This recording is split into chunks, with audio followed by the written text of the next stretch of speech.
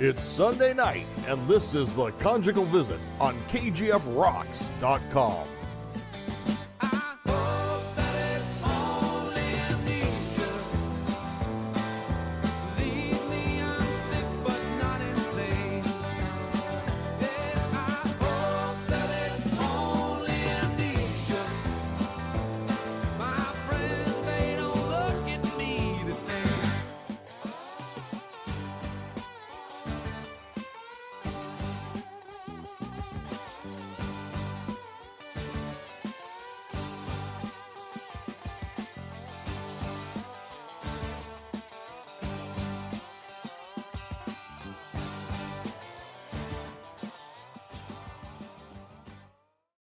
Yeah, it's Conjugal Visits, and I'm Free Ride, and with my good friend Guido here, rocking it out.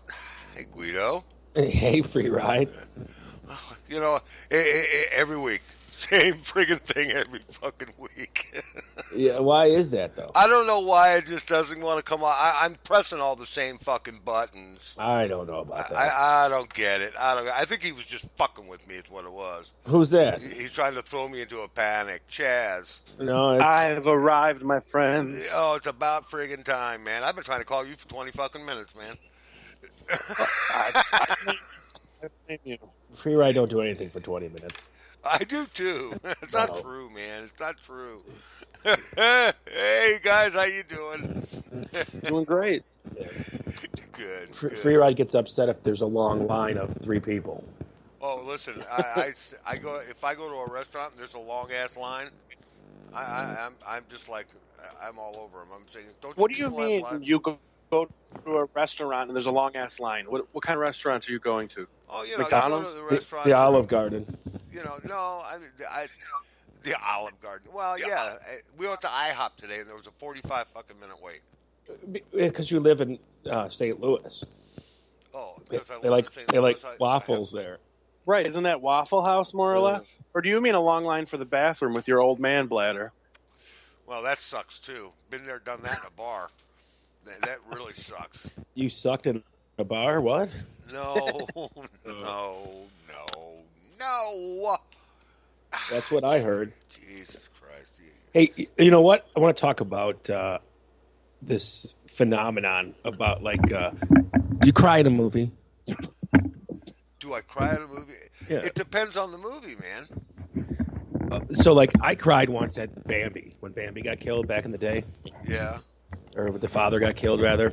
Right. I did cry for that. I was 8, though. You were, well, yeah. I mean, yeah. At the end of, if you go to movies like Saving Private Ryan and stuff like that, some of it's pretty fucking, emotional. Well, if you ever want to get our mom to cry, all you got to put on is Highway to Heaven or Little House on the Prairie. That's true. Michael Landon makes her fucking cry for some reason. Well, he's dead and stinking like Leroy Jenkins now. But yeah. I'll tell you what, I cried when I watched the Resurrection of Jake the Snake on Netflix because it was very emotional roller coaster, and I know Guido just watched it himself. I was wondering what he thought of it. I didn't cry. You didn't cry. I actually was kind of bored of it. What? That's crazy. I thought it was great. I didn't say it was horrible. It was okay, but it was just too drawn out, I think. I liked it. I seeing a guy I used to look up to struggling like that, but seeing him recover and make the Hall of Fame at the end of the movie, I thought it was fantastic. I teared up a little bit. Yeah, well, it was good. I didn't tear up. No, you fucking no. The only movie I think I cried at was I don't think I ever cried at it. I did maybe Titanic a little bit. Yeah. Come on. Yeah. You didn't know that was going to happen? I did. Guido, it was a Titanic. The ship was going to sink. Yeah, but, I was eating Funyuns when I was watching it, so. You were eating Funyuns, so you cried? Yeah. That's not real onion, right? Oh, well, then I don't know. But I don't know if I cried. I don't think I ever that's cried. why when I'm having a bad day at the restaurant, if I'm really upset, maybe, at a chick or something, I go and cut the onion rings so I can just blame it on the onion rings that I'm crying. Yeah. Wait. Now, crying in public is one thing. Okay. Well, rather, crying for a movie is one thing, but crying in public. You guys know anybody that does that? No, not me. I don't know. I don't know. I can't say I do know anyone that cries But in I've public. seen it a few times. Like I'm not gonna lie. If someone called me and said somebody close to me passed away or something, I might cry in public. But that would probably be one of the only reasons. Or maybe if when my son calls me, telling me my first grandson's born, I might emotionally cry because it's an emotional thing. But I don't know if I would cry over like a fight or a fucking something. I don't know. I don't know. I don't even like to cry when I go to the hospital, like if I get hurt or something. Right. You know? Well, no, nobody likes to cry. I mean, I cried when I had my kidney stone. I cried. Yeah, I would probably cry with that too. That hurt like hell. I mean, I never felt anything like that. And when I had my heart attack, it was a little scary. So, and then I had a little help when my wife was crying and trying to keep her cool, and it was tough. So, yeah. I mean, there are times. I mean, but crying literally in public or crying over a chick, never done it. Yeah, I never either. Never done it. Never done it. But I tell you what, when I got my prostate exam, I asked for not to knock me out. Yeah. Yeah, I wanted to be awake for it. See, I've never cried over a chick, but I've always just wrote really mean songs. You wrote really mean songs. I just smoke a lot of dope then, and You got to feel the emotions, and then you got to write really mean songs calling her a bitch. no, you don't have to. I have. You don't. Yeah. There's other ways. Yeah, I guess that's a way to release it, but there's other ways to do it too. I mean, like sing a song, write a song, whatever. I mean, but you don't need to. See, the thing about it that I think is strange, if you're going to cry in public, and I've seen people like at work and shit, grown men crying. What the fuck is wrong with you? Right. And I just don't get it. I mean, especially like when I was working a maintenance guy, and you're working with all men, and you cry. We don't feel sorry for you. I'm sorry. You just lost your man card. Yeah. No, I don't. It's not. I don't. Maybe it's a different world, but it's not the worst thing in the world for a man to cry in certain situations. But there's a difference between crying because you're truly upset and then carrying on like an asshole, and that's different. Right. Oh, my ball! Someone took my ball. But my. You're telling me you didn't cry? You didn't cry, Guido, when Scott Norwood missed that field goal in 1990?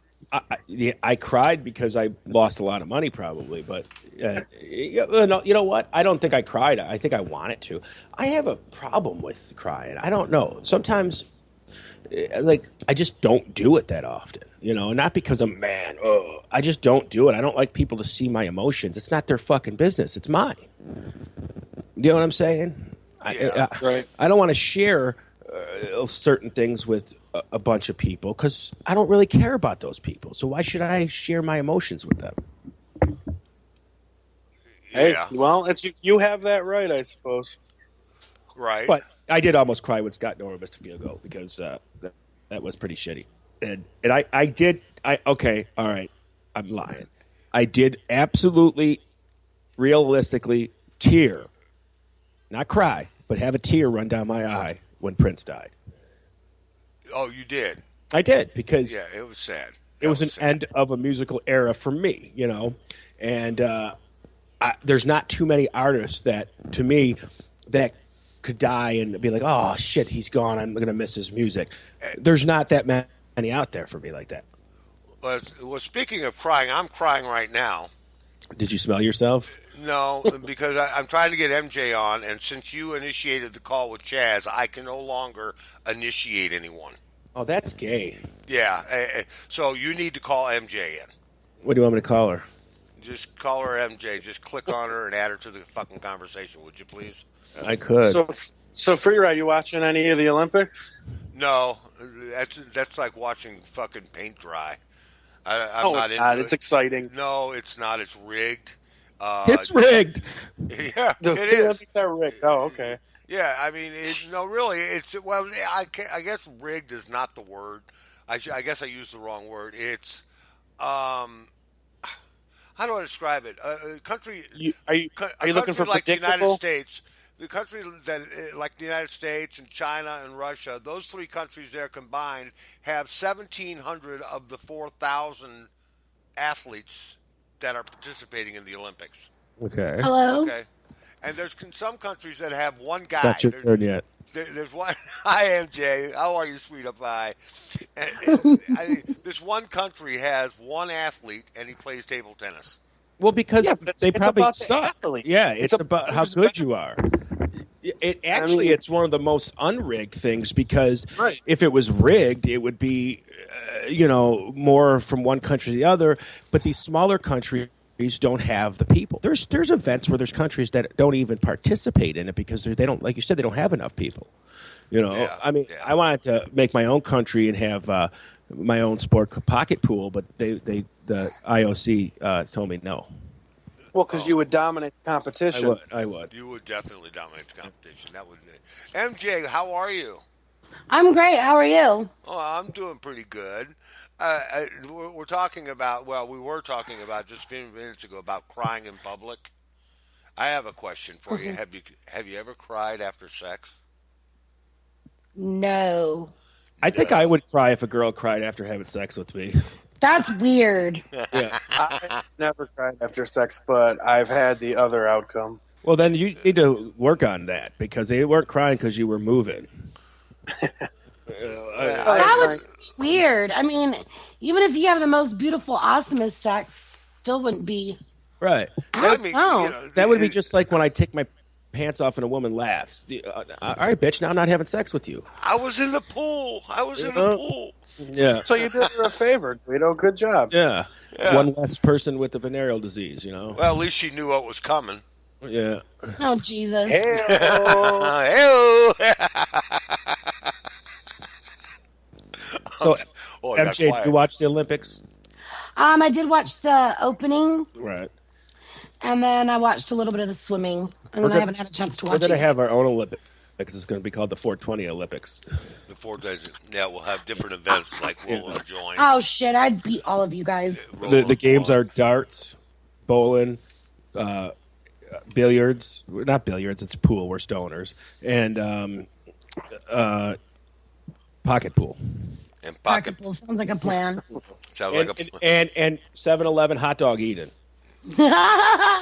Fucking 7-Eleven hot dogs. and how much and Only 99 cents. Right, and you've had a bunch of them, haven't you? No, maybe back in the college days, like, when you were scrimping your money because you had to pay for books and stuff, you go there and get 99 cents. Not now. It looks gross. Well, the trend here for college students is to eat. Well, most people here in Buffalo call it ramen noodles, but I call it ramen noodles. Oh, everyone does ramen. Did you Right. just really say that ramen is a trend, Guido? Because Ramen's been around forever. long-standing trend. In Buffalo, yeah, I know it is, but It's a long-standing. Ramen's But the been- trend, if anything, for like stoners around here is food trucks. yeah. Okay, yeah, food trucks are trending because they're starting to go gourmet. And they're not called roach coaches anymore. no, a roach coach, a traditional roach coach, he's got all this food and ice and stuff, and he's got drinks and stuff. And the Here in ice and Buffalo, stuff. we have the best roach coach company. This guy was so smart. He made these food trucks and had just the hottest women with barely no clothes on going to the construction site serving the food. Oh, that's cool. Oh, yeah, that's smart. And they make a that's kill. just- It's coffee. Like, it's just coffee. to Coffee your- coffee and like donuts or something. I mean, there's not much, Oh, that was Right. smart. And you always wait. Oh, look, they're here, and you run to the truck. And this chick ain't giving you the time of day. She can Right. care less about you, but she's pretending like you're hot and sweaty. Oh, here, big boy, you need a napkin. And these idiots play into it, You mean like Right. every other bartender and or exotic dancer in the world? pretty much. right. Well, I will say if like the waitress is hot, I get yelled at for this all the time. My wife would be like, "Why are you leaving there so much money? She sucked." Well, she was good. No, she wasn't. She looks good. Well, okay, so she Right. give her a little buck or two, Fucking Guido. You know, write my number on the bill. You know, hey, this is Guido. Call. You know. Guido, Yes. you're funny. You know what? You know what also pisses me off today is Pokemon Go. You know, when we were kids, we didn't have to Pokemon Go. If we wanted to look for things that weren't there, we just got stoned like normal people. Oh, when we were really kids, we would do treasure hunting. Like, Used what to was it? It was like a game. Like, Oh, you'd yeah. have to go on and scavenger hunt. Sure, I remember that game. Hide the salami. That was, yeah. Well, it was hide the fun to salami. like scavenger hunt. But you know what, though? I think I have a split thing. Okay, this is what I think about Pokemon Go. Okay. I think it could be a good game if it's used safely. If people are not stupid and don't go into other people's, don't go on private property, okay? Because you don't know who has a gun. Right. And who is going to be like fucking shooting at you, telling you to get off their lawn. But So- don't you think psychos and sickos are going to use this to their advantage too? Cycles and sickles are going to use everything to their. That's what they do. So you can't. That's true. hide from that. I could do wonders with a placker. Like you can, they're everywhere. So you just have to be safe. Teach your children to be safe.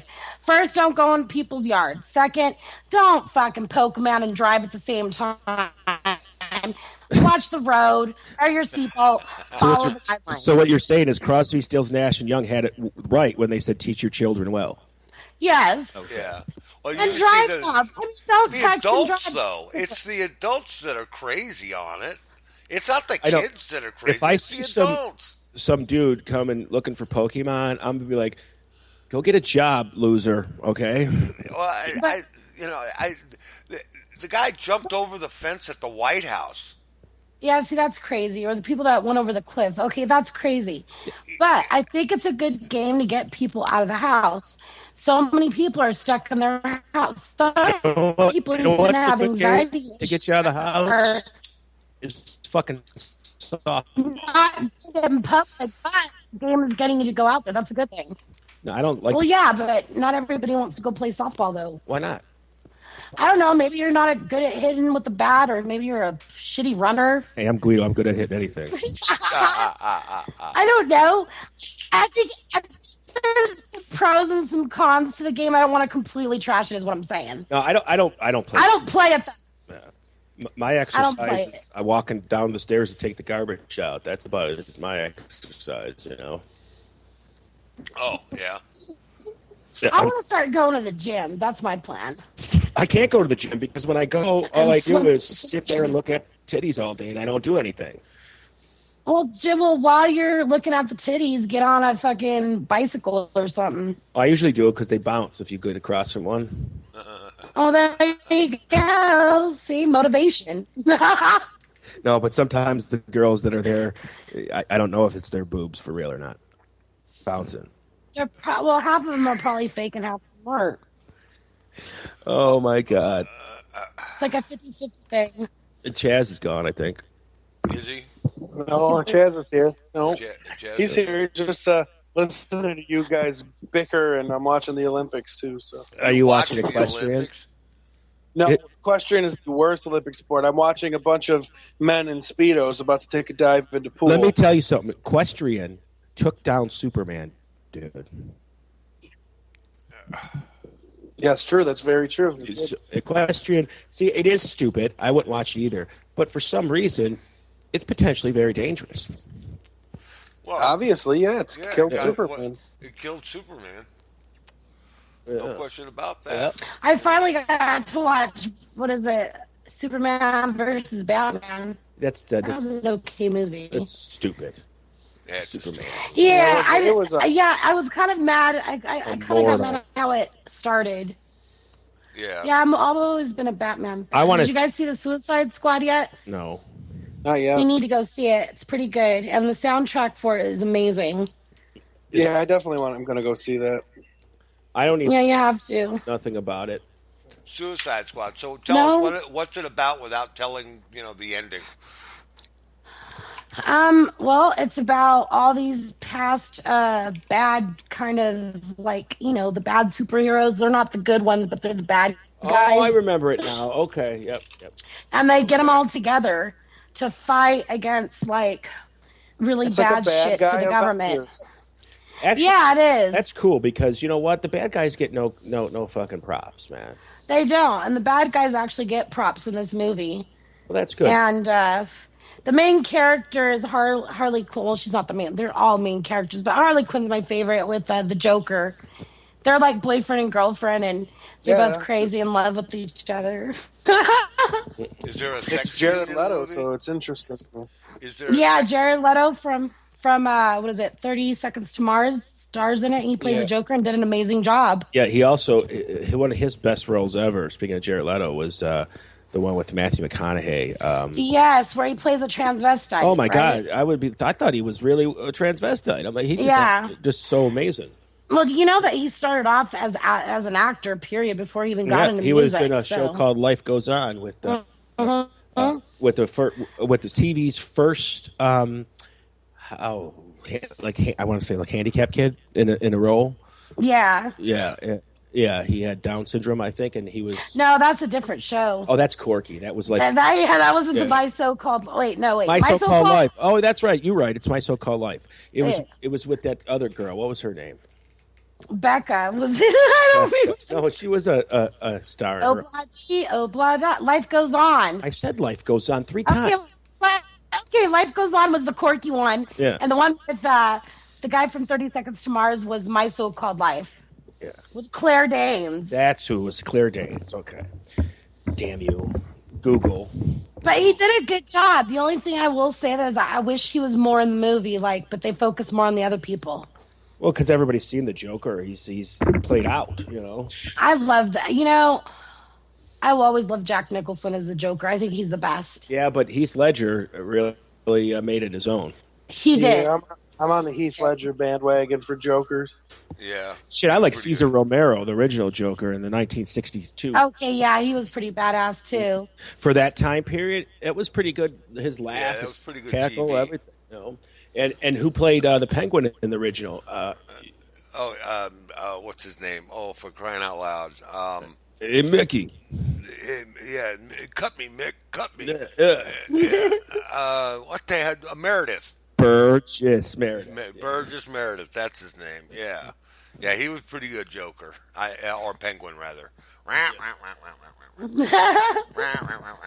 I love all those movies, but yeah, Suicide Squad was great. Danny DeVito was awesome in it. Yeah, he looked like a penguin.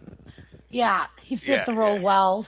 Yeah, he was eating that fish. He had all that black shit on his mouth, and that was kind of gross. I wonder if he had nightmares after he did that movie. He had all that black shit on his mouth. Yeah. Yeah. I think the villains in those Batman movies, in some cases, were better actors than the actual Batmans. You know, like Jack Nicholson. Stop it. Tommy Lee Jones as Two-Face and Jim Carrey as the Riddler. Those were pretty good, except for Dr. Freeze. That was the worst one. Arnold Schwarzenegger. They could have done. Oh yeah, he was horrible. Yeah, that wasn't very good. But I still think Jack Nicholson, the original Batman movie, was the best. In my opinion. Michael Keaton was my favorite Batman. Yeah, that was my favorite. I have to agree. Where does he get all these wonderful toys? You know, just makes me laugh just thinking about it. And he shoots the TV. Where is it in a town? What does he say? Where is it in a town that I have complete domination? That the headlines are full of a guy that dresses up like a bat. This town needs an enema. Jack Nicholson. Only Jack Nicholson could pull that off. That's for sure. I love Jack. Yeah, good movie. Jack's good. Yeah, he is. He's a great actor. I love him. But yeah, I recommend the Suicide Squad. Go see it, even if you're not in. You might get into it if you're not into the whole comic book series and stuff. But it was good, and I love the soundtrack. Like every single song that they picked was amazing. So if you're a music lover, go see it for that because the music is just you'll be jamming the whole time. Is there any classic rock in it? I had my Batman little tank top on that I have. I love Batman. I'm a Batman fan. So. Do you wear Batman panties? They're not Possibly. They're not granny panties. No granny Possibly. panties. You have where it's got this emblem of the bat on the front. I possibly do. I have Aquaman underoos. Fuck, I got wood just thinking about it. Anyway. Oh my God, we got to hurry up. We got to get him back to the home.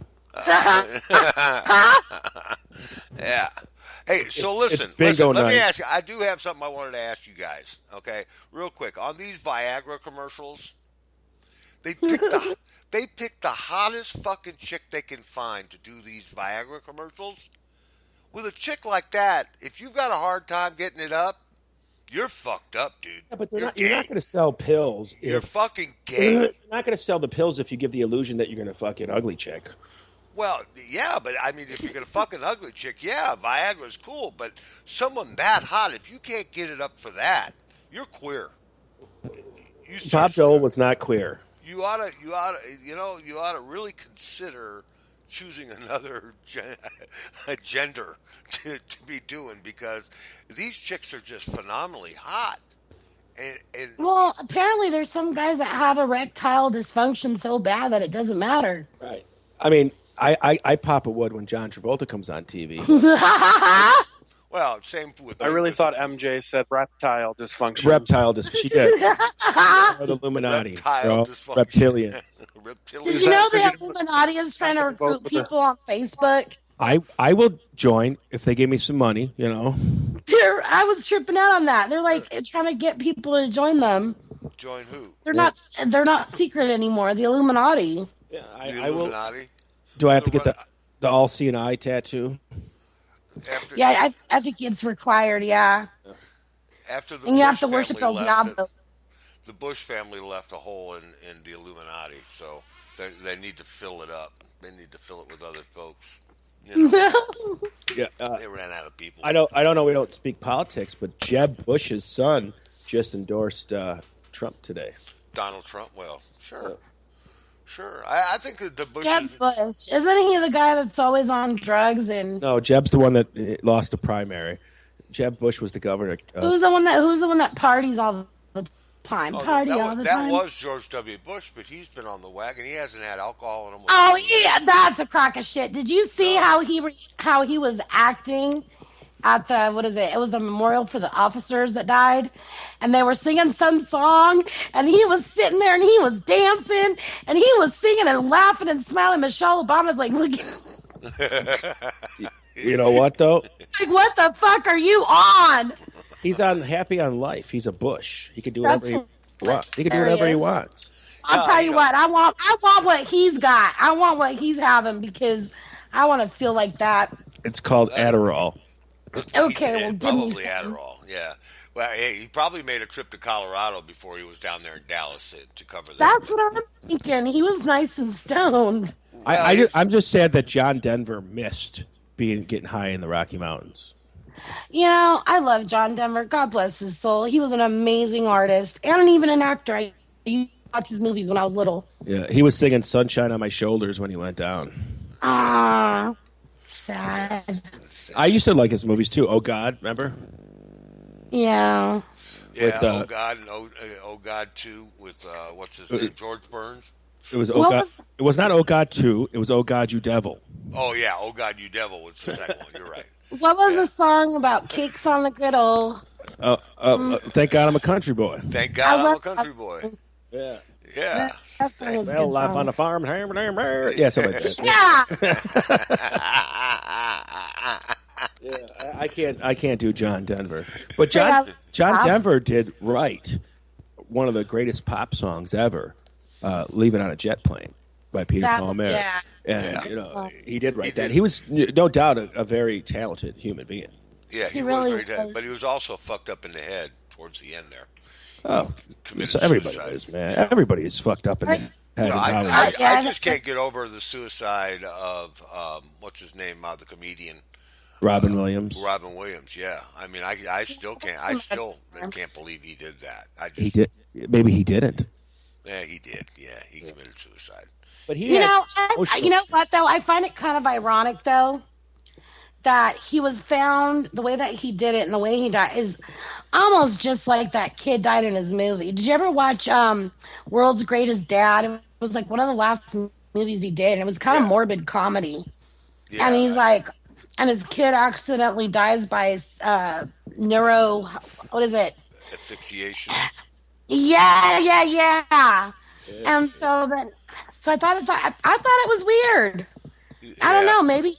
I don't know. And he had marital problems with his wife. They weren't even living in the same bedroom. Right. Well, but you know what? I don't think it was his wife, though. I think it was right after his TV show. He had a TV show that got canceled. Yeah, but he was depressed his whole life. Yeah. He was, well, you know, most comedians are. They are. Ask any comedian, they'll tell you that the reason why they started to make people laugh was because they had a shitty thing happen to them that made them sad all the time. Well, comedy comes from tragedy, you know? It does. It really does. So I think the most funniest people out there are probably the most saddest. Yeah, I know. It makes me sad cry because I want that for them. I want them to be happy. I cry in public. Aw. That's in any art form, not just comedy. I mean, any music, any writer, they're usually the most sad, depressed people around. Sure, because they're the best at expressing themselves. Because if you're happy all the time, you really can't, hit a nerve. You can't be a writer that's happy all the time and write about sadness or grief or whatever. You got to have it's got to come from someplace. There's a lot of comedians from the past that didn't resort to suicide. Like who? Well, I mean, you've got all those actors from back in the day. You've got Jerry Lewis. He never committed suicide, and Dean Martin, and all these comedians from any of the Three Stooges. All three of the Three Stooges. Yeah, but those guys weren't like comedian. Like Dean Martin. Okay, Jerry Lewis. Yes, he was a comedian. Dean Martin just became funny because it was part of what he needed to do to be famous. Right. Dean Martin was not a comedian by heart. Jerry Lewis, yeah, he was. But back in the day, it was different. You were selected to be a comedian. Some of those guys that started out in comedy in the 40s and 50s never knew nothing about comedy. Yeah, until they did it. Yeah. Right. But these are guys that their whole life is about making people laugh, like in their classroom and, at school, wherever. And most of them are depressed, and they will tell you that. Right. Yeah. And like even Billy Crystal said on an interview, he knew that his best friend, Robin Williams, was depressed, but there was nothing nobody could do about it, Right. And, that's true. They just had to be there for him. And, he touched a lot of souls because when they had that little tribute to him, none of those comedians were being like fake with their tears and with their. Oh no, he touched a lot of people, and he made the whole world laugh. I believe like now that he's gone, like the world's a little less empty, a little less. I don't know, less laughter. I know what you're saying, sadder. but he couldn't turn it off. Like if you see Adam Sandler during an interview on The Tonight Show, he says, and he sits there and he talks. Robin Williams on The Tonight Show, you couldn't keep him in the seat for 10 seconds. Yeah, no, he was very hyper, and he was always doing his impressions. Oh, here's another reason, Free Ride, about the difference between comics then and comics of that era, of the 70s era. There was no drugs like there was in the 70s. 90% of these 70s, 80s comedians were also drug addicts. Yeah. Yeah. Richard Pryor, Cheech and Chong, Robin Williams, they all admit that they all distorted coke. George Carlin, they all did it, So I would imagine that was a reason, too, for depression, too, drug use, whatever. Right. And the fact being in the limelight, I think it's really hard to, because your life isn't private anymore when you're in the limelight, when you're in the industry like that. Right. And you're just an open book to everybody, down to when you go to the toilet, people are like, "Can I have your autograph?" Yeah, right. I would be depressed too. I think after a while it would get old. Yeah, of course it does, but people don't realize that that's what happens to them every step of the way. Yeah. When you see them, you just think about yourself. Well, I thank them though. I thank all the comedians out there for making me laugh. You guys freaking rock. Keep doing it. I wish we could get a good comedian on the show. The two we've had on have been quite boring. So I wish I could find a funny radio guy. Are you talking about Guido and me? No. We're all three. Each of us, in our own individuality, are funnier than the two guys we've had on. I mean, but they can't see you, Free Ride, so they don't know you're funny. No, they know I'm funny without seeing me. Shut up, douchebag. Anyway. My favorite comedian now is, have you ever heard of Jim Jeffries? He's really good. Yeah. I like his work. Funny Aussie guy. Yeah. Very, very talented. Good. We're having a good show tonight. Good show. I had a blast talking with you guys. I was like shooting the shit, and I hope you guys keep rocking it. thanks for coming in, MJ. We'll see you next week. Oh, next week is a really good show. You're going to love it. It's going to be Chief What is Wannadoobie. it gonna be? Yep, Chief Wannadoobie will be on next week, so you may want to stick around and have a chat with him. He is, Actually, I think I will. I think I will stick around for that yeah, one. because he is like he's first of all he's pretty funny, and secondly he's run for governor this time, and so he actually ran for Senate, and he was going to go up Chief Wannadoobie versus Roy Blunt is the guy's name, and we're going to talk about that and all kinds of different stuff. So, and then he's an advocate for of course, the legalization of marijuana. So we're definitely going to have him on next week. So you guys out there listening want to have him in your ear next week. I would definitely want to sit in for this one. I think it'll be very interesting and lots of fun. And I'll bring some weed. We will pass the peace pipe. We will pass the peace pipe. We will all be going to take a hit one at a time. We are going to join the circle next week. It's going to be Sounds awesome. like a plan. All right, sweetheart. Well, you guys have a good night. Keep rocking, and you listeners, thanks for tuning in, and keep it locked because KGF rocks. Bye, you guys. Later. She's so fucking cute. Anyway, so Why we're don't going you play a tune? Why don't I play a tune? Yeah, play a tune. Okay. We're going to do, it's only going to take a second here. They're very short songs. These are punk rock songs. Our guest, Lucky Lehrer, will be with us here very, very shortly. And we are going to play a song by Circle Jerks. It's called Paid Vacation while Guido brings in our guest. KGFrocks.com.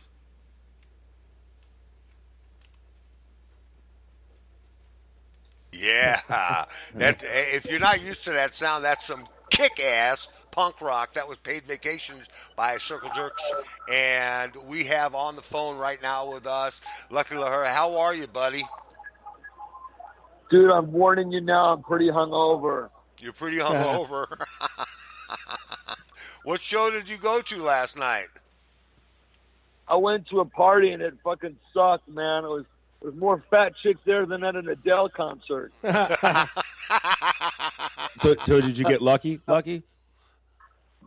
at all, man. I fucking ran out of there, man. Ran out for my life, man. Like, whatever. Drank myself to oblivion, and now I'm at another fucking show. Trying to do Hair of the Dog, but so far it's not working. No. Not working? No. You're at a concert tonight? Yeah. What show are you seeing? I'm at the Bowl. We're seeing Kurt Vile and the Violators, man. Oh, cool. Oh, cool. That sounds Badass. like a gig. Badass. Yeah. That LA scene, man. That LA scene is still rocking, ain't it? The LA scene is better than it's been since the strip is back, man. And unfortunately, because the music industry blows, there's no money, so everyone's just trying to make up for it with fun. Right. By playing for free and just trying to deal with it. But it's incredible jams now almost every night with all kinds of players. So people should come check it out. So you play out a lot on the strip? Literally every week there's some kind of a jam and nobody knows. No one rehearses. That's what's the fun part of these shows.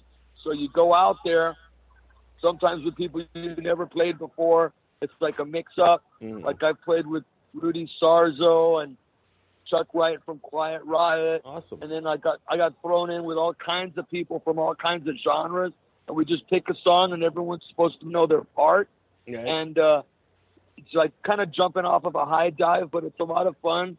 The audience loves it. It's going off basically Monday night at the Viper Room, Tuesday nights at the Whiskey, Wednesday night at Lucky Strike, no relation. It's a bowling alley at Hollywood and Highland.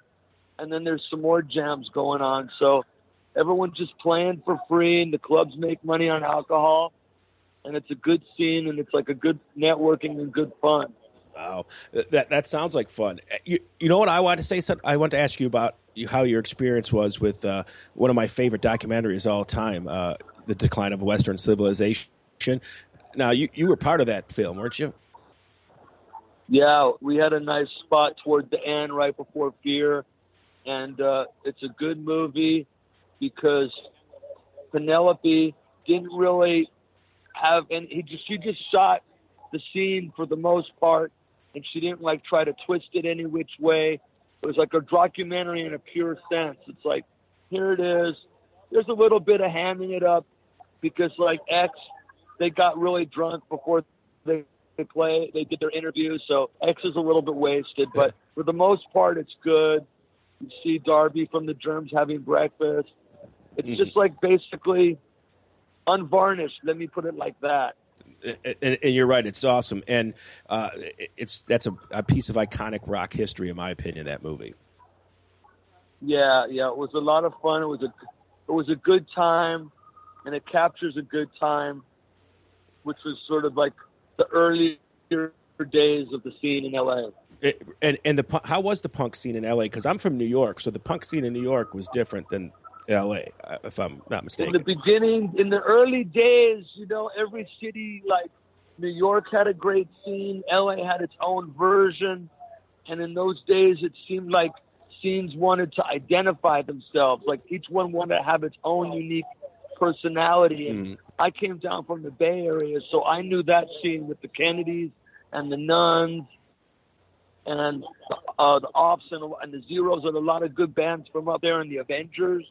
And then I came back to LA, and that was like when the Mask was going. And I reconnected with these people that actually I went to high school with, like Paul Rossler from the Screamers. I went to the fucking Screamers show at the Whiskey. Then I found my way to the Mask, ran into Darby and Pat Smear, who's now Foo Fighters and played in Nirvana. Saw them at the Mask, kind of like got back into it on the LA side, and it was just blowing up at that point. And it transitioned. And that movie that you mentioned before kind of chronicalizes or it documents the transition from what was like originally like a sort of an artsy thing and counterculture and pogo dancing and art school and very, let's say, to use a current phrase, LGBTQ, ABC, that kind of scene. Right. It was everyone's be who you want to be in the early days. But when LA got it, it had its own special brand because it became the soundtrack for the hardcore skateboarders. Oh. Guys like TA, Tony Alva, and a lot of his friends, they would play this music, and they did this crazy stuff in the skateboards. Like in the old days, if you did a handstand on a skateboard, that was considered a trick. These guys were, skating in emptied out swimming pools and doing all kinds of insane shredding, and they needed music to do it to. And that's how the scene changed, from the pogo dancing and the art school students to more like a more muscular scene of disaffected, guys that didn't want to play on the football team. Now all of a sudden they were into skate and thrash and punk, and bands like Black Flag and the Circle Jerks with the soundtrack. So that's how LA's version was different, not better, not worse, but that was LA's influence on the scene in the country, because San Francisco and New York were different. Sure, absolutely, and I agree. You summed it up pretty well, because it definitely was different. The New York and the LA scene was, I think, a bit more aggressive at the time, and that might have been due to the skateboarding aspect of it.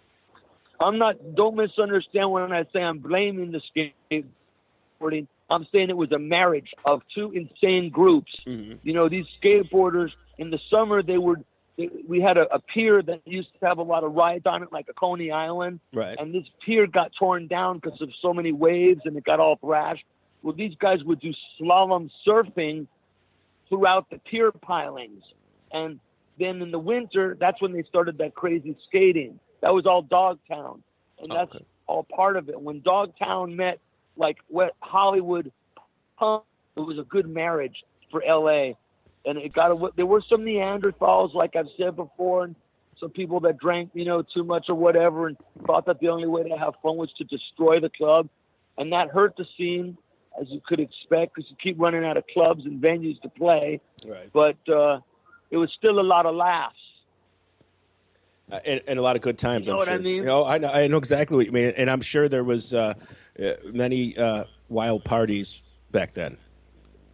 Yeah, I'm just going to There was ask. a lot of good. There was a lot of excess, as one might expect, and that's why we see each other at shows nowadays. It's like we're the ones that survived, so we feel fortunate. Not everybody made it, but the scene had its dark side. What can I say? And every scene did. It's rock and roll, man. The dark side. Exactly. Exactly. Back in the beginning there, when you guys did group sex, I understand it was just fucking nuts, man. I mean that was the time. That was what 81, 80. Yeah, it was early on, and frankly, we weren't the only ones. No record company would touch any of these bands because they were very popular, but they were seen as a threat. It's not like hip hop today. If you write a song, and I'm not knocking it, I like some of that stuff. There, I said it. I do like some of it. But if you talk today about like getting a bomb and killing a police station, it's like a smash hit. Yeah. But in those days, it was considered a threat. This music was considered a threat, and the music companies tried to, for the most part, ban it. And the venues tried to ban it, but they tried to it somehow found its own momentum, like what is it, rats or whatever. You could have a nuclear bomb, but the rats will still survive. This music survived, Well, it touches people. Yeah, that goes hand in hand, man. Because when you tell somebody it's not good for you, what's the first thing they're going to do? They're going to fucking try it, Exactly. So kind of that attitude probably benefited punk rock and the driving rock scene, right. Right. And especially in the L.A. market. I remember back in 80, 81, I was in I just got out of the Navy, and I was out in California, and I caught a lot of the punk rock out there. And yeah, you're right. They didn't play it on the radio. They didn't. Right. Yeah, if you wanted to see it, you had to go to a club. Yep. You could say like a shout out to people like early days, station KROQ and Rodney. He was playing that stuff before anybody. Right. So you gotta, like, if you're telling the history, you gotta throw that guy a bone. Right. And there's a movie about him called Mayor of the Sunset Strip. It's kind of a dark movie, but for people that are like historians, they might get a kick out of it because Rodney was a key guy. He was a stand-in for Davy Jones and the Monkees when he was a kid. Oh. But he grew into this, like, he was a glam DJ on Sunset Strip, and then glam, he was big with glam, but then glam, under the weight of its own, like, excess, exploded into ruins, and that was, like, the ashes of that is what L.A. punk was born from. Well, that's good. You mentioned earlier, gentleman, Pat Smear, and I think that's cool because a lot of people know that Pat Smear is an iconic person in the punk scene, that he's not just a guy in the Foo Fighters, and the Germs were another great band, and you were pretty connected with them too, weren't you? Yeah, Pat, you can't say enough for him. The first thing you'd say in his favor is that he's self-taught. Mm-hmm. And early on in high school, his big thing was Queen, and he learned the licks, and he could play Steve Howe licks from Yes, and he was all, then, he was best friends with Darby. Darby was crazy for David Bowie, insane, absolutely knocked down, dragged out. We weren't really friends in high school, but those two were nuthead on David Bowie, and then it blew into and grew into what it turned out to be, where they started the Germs, and then the Darby Crash Band that I got to play in. That's awesome. That's really cool. And have you you still see Pat at all in the last couple of years? When he's in LA, once in a while we talk. I mean, it was amazing. Two Grammy shows ago, he was playing with Paul McCartney. I mean, that's probably one of the great. If fame is considered a success or an attribute, he reached the pinnacle. And so, it was unexpected. And it was certainly unintended if you would have talked to the Pat, of high school, right, end up on the Grammy. So there's like a sort of a wild lottery, poetic justice / amazing story. But it's a credit to his ability and his congeniality and his flexibility and his overall coolness. Yeah, I agree. That's well put, man. So So, what are you doing now, Lucky? You just playing out in the in the open Well, jams? I just screwed up my last audition, so I'm really embarrassed about that because my quote friend Matt Starr, who's a drummer, he set me up for an audition to play an Adrenaline Mob, but they picked a buddy of mine, Dave Lombardo from Slayer instead. But the joke, but I got screwed, was Matt said when you go there, ask for the music manager. He's a super cool guy, but his name's Dumbass. So I go, that's a fucking weird name for a music manager. Because no, man, everyone jokes his name's Dumbass. And just call him Dumbass and he'll like you. It's like this super cool guy, like this party guy. So just try to get cool with the guy and they'll pick you. So I waltz in with, feeling, just drank some cough syrup. So I've got my swerve on and I'm like, hey, Dumbass, should we just set up the kid over here? And the guy turns to me and goes, the name is Dumas.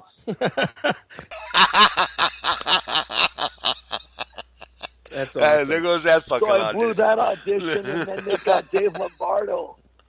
So I'm kind of bummed, but that's, Matt did that to me. That's what he thinks is funny. But It it's was, a good man. community of drummers out here, but Matt's a good friend. Yeah. I'm still kind of laughing about it. It's funny now looking back, but it's a good drum community out here of players, and we all have a good time with each other. That's awesome. Now, who were your drum influences? Did you have growing up a favorite drummer? Every drummer that you talk to that's a sort of considered a name drummer, I would say 90% will say the same thing. Buddy Rich and John Bonham. And so my answer is, very typical. I don't have any great insight. I could name a few names. I like Keith Moon because he brought the drums front and center. Mm-hmm. And he kind of even though the drummer is always in the back, Keith Moon, the way he played, it demanded attention. I could almost feel him coming to the front of the stage, the way he played. And I thought that was a good thing to emulate. When the opportunity with the circle jerks, I said, I'm going to play like that. I'm going to play right in front of the song. And I played in front of the song, and that's what you hear. Yeah, and that sounds amazing. And if Buddy Rich, oh my God, that's probably the greatest drummer ever. So it's not a bad. Not bad. People can see my interview. I did an interview with his grandson, Nick. Oh, cool. Nick's a badass drummer. And if people Google Lucky Lehrer, Nick Rich, you'll see a good interview that I did with Nick. And also Dave Ron was on there from Me Too and the Gimme Gimmes. Dave's an amazing drummer. So that's something that fans can check out on YouTube or wherever it is. I'm going to check it out when we're done tonight. I understand. It's a good interview. Well, I understand you've got a YouTube channel, I got a good channel, and it's going to get better because I'm always up for I like the intersection, the crossroads between drum education and entertainment and humor because there's good information online already. Teaching people how to do all kinds of drum rolls. I'd rather teach people how to make an egg roll. Yeah. It's throw a little humor in it and, keep it fun and light. So I experimented with that with some YouTube instructional videos, which is different than my interview with Buddy Rich's grandson. And now I'm going to come out with something new that's going to blow everybody away. I'm going to start working on in a week with one of the funniest guys. I got what is it? This nutty guy wrote me on a letter. Everyone sends emails. I get all these emails from people on LuckyLehrer.com, but this guy wrote me a letter. My wife read it to me, and I almost pissed in bed. He's like, I went saw you at Devonshire Downs. I was front row with 10,000 people. I watched you play Red Tape every night on The Decline, this, that. I want to learn how to play drums. It's it reminded me of the time that when I was a kid, you know what I mean? It was like a true fan. Right.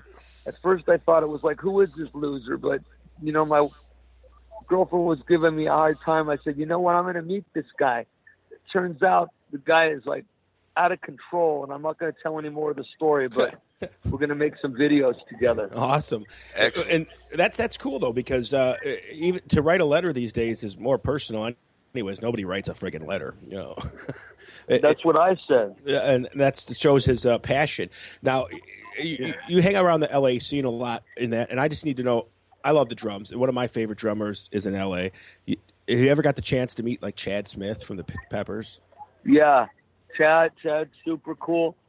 In fact, Chad, I think, just came over to DW, which is the brand that I play. We're both sponsored by DW now. Great guy. I was just listening to some Chad Smith today in the car. It's like I was checking out, you know, I like to listen deeply. I want to hear what every drum does, every tom-tom fill, note for note. And he's tasteful, and that's really, especially for that style of music, he doesn't overplay, which is another huge compliment, because the goal is he's very supportive when he's not doing drum fill-ins or anything like that. And when he does do a fill-in, he does it very tastefully. And I think he's great, man. And there's so many great drummers in LA. There's a group that's started by Glenn Sobel of Alice Cooper and Dean Butterworth of Good Charlotte and Jordan Burns of Strung Out formed a group called the 818 Drummers. Oh, wow. And we have these lunches, man, and you can check some of that stuff out. If people that are drummers, check out like 818 Drummers or Drummers 818, something like that, on Facebook or online. It's a really good scene here. I know Nashville's got a good scene. I know New York's got a good jazz scene of top session guys, but the LA drum community is very, very cool. Hey, man, as long as you can stay happy and make a living at it, where else would you rather be, you know? Exactly. Hey, when you were growing up, obviously it was like the late 60s, early 70s kind of thing. And those bands back then pushed you. The Ramones really stand out in the late 70s. Are they more or less what fell off of glam rock, do you think? Or they were just brothers out there just kicking ass? They're so early.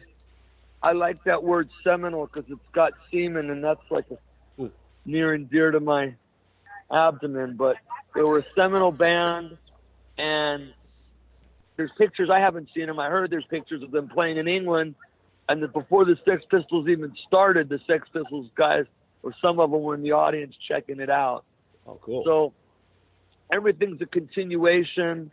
You know, they came out of the Lou Reed, Patti Smith. Right. You know, they were in Queens. You know, they were obviously reacting to the absurdity of the situation musically at the time. And it's like a rubber band that stretched too far on one hand with esoteric music. And I'm not knocking music. I'm just saying it got extremely complex with that. Oh, the concert started. But anyway, not Emerson, Lake Harbor, and Yes, and Genesis. I love those bands, but it got overly complex, and that opened the door to the, you know, more raw thing that the Ramones did. It was a great breath of fresh air for things to get more back to root rock at absolutely. That time, you know?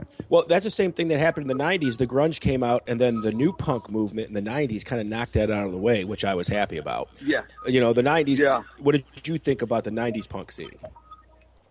I think it was all good, and I listened to that stuff, and it's awesome. A lot of those bands will pay tributes, not necessarily to any one particular band. It might be Black Flag, Circle Jerks. Many old bands get their credit within that resurgence, and those guys did their homework. There was a good connection, and I love a lot of those bands. Yeah. And guys like Travis Barker and Chad Zaliga, some of these, Dave Lombardo. I mean, I could go on and on. Mm-hmm. These people took it to the next level. Everything's a sort of a reaction to everything else. It's a giant, like, group consciousness that flows as people hear and get enthused and turned on. And and emulate and put their own spin on things. It's a line of continuation. I agree with that. It's so cool that you're not just a musician, but you're absolutely a music lover, and I can tell that, man. That's awesome.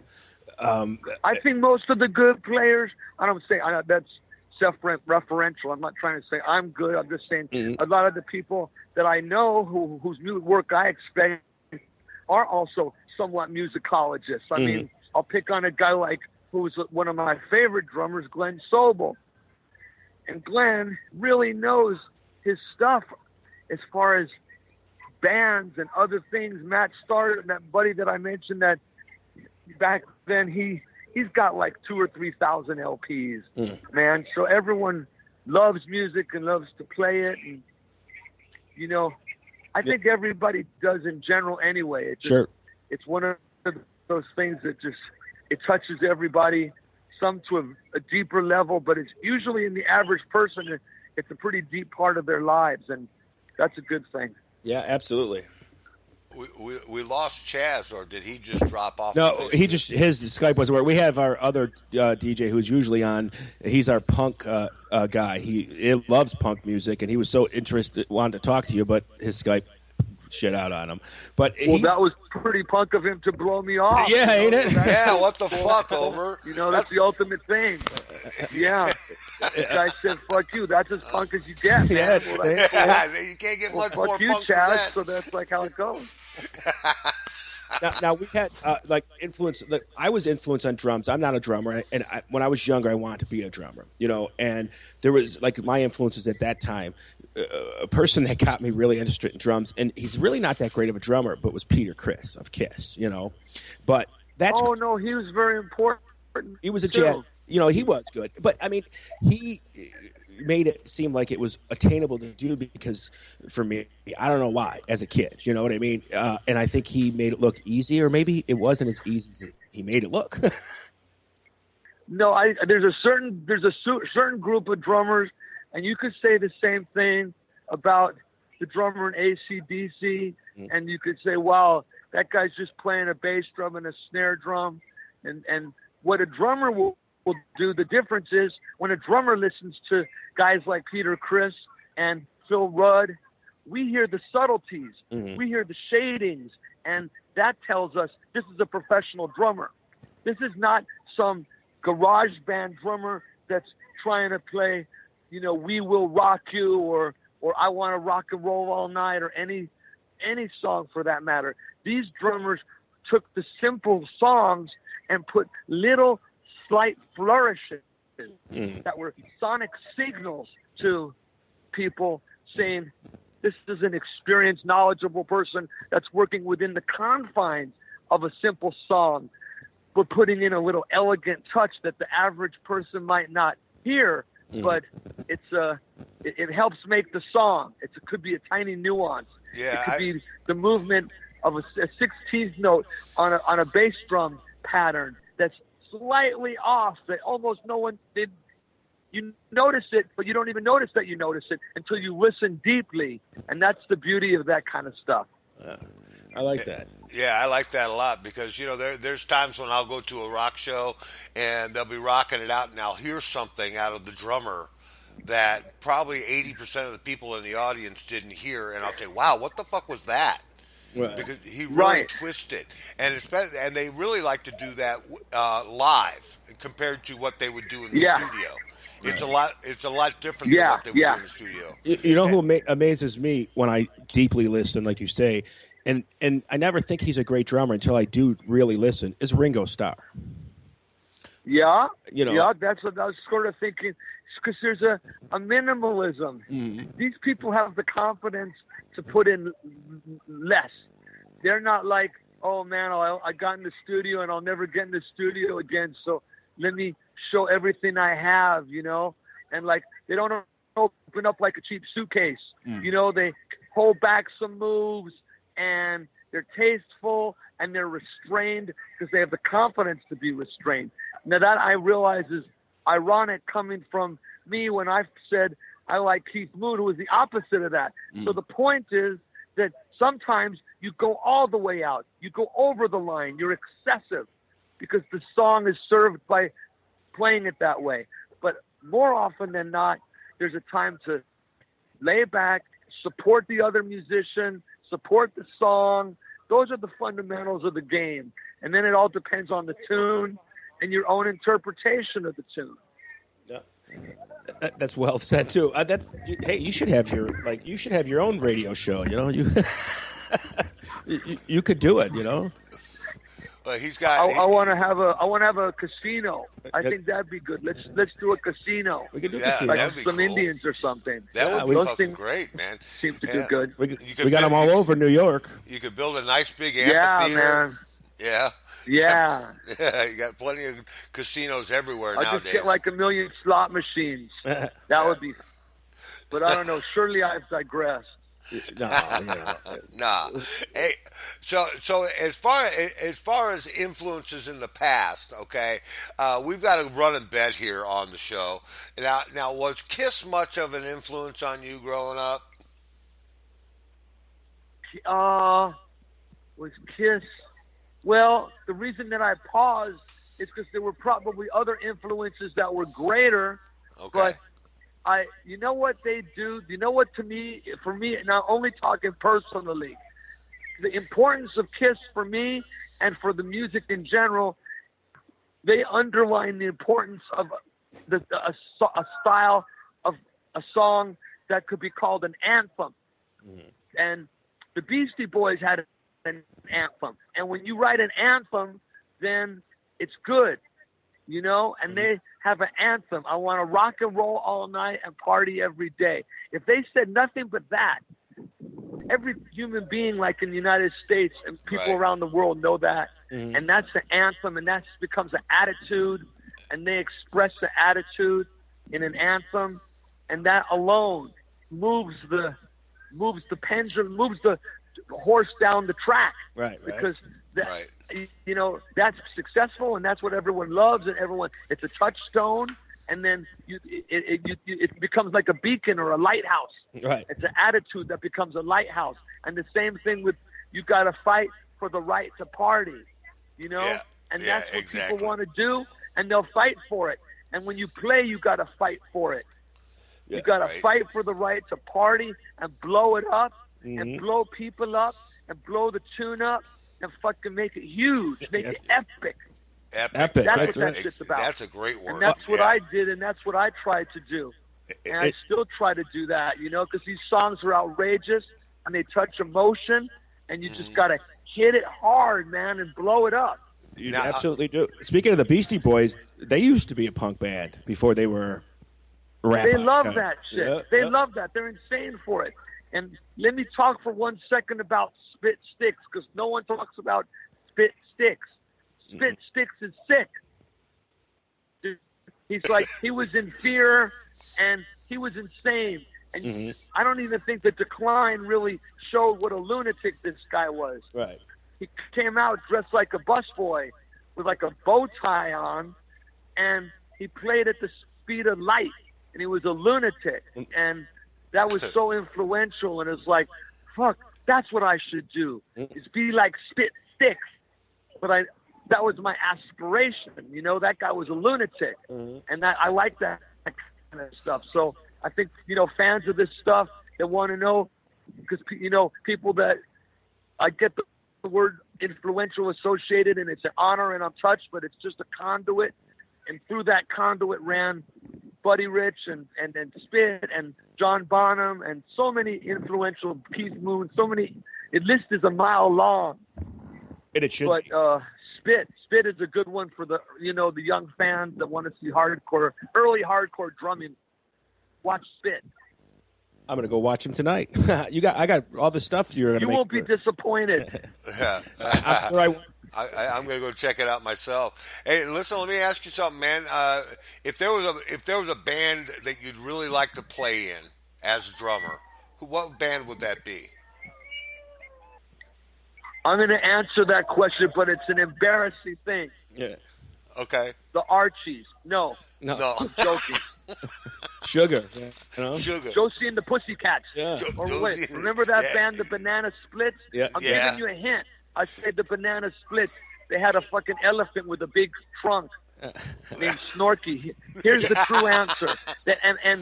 And they didn't want me. These schmucks.